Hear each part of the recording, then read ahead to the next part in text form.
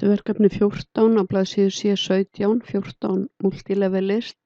Ég ætla að breyta spássíum, þá fer ég hér í layout og page setup, smelli hér og efri spássían á að vera 3 og neðri á að vera 2 og vinstri og hægri 2,5. Þannig ég skrifa 2,5.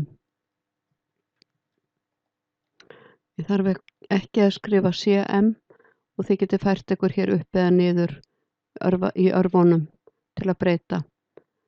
Og þá er komin hérna fyrsta síðan og þið sjáið að við fæst aðeins til á síðuna þegar við breytum spássíum. Ég fer í insert og ég fer í header og ég ætla að velja þetta útlit og hérna skrifa ég áfangan, nafn, skóli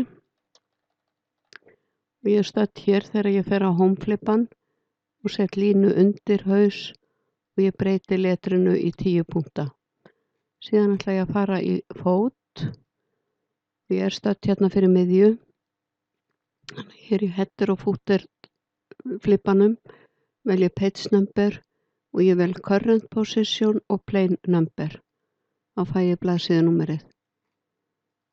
Og ég tvísmelli hér til að halda áfram að vinna í skjalinu.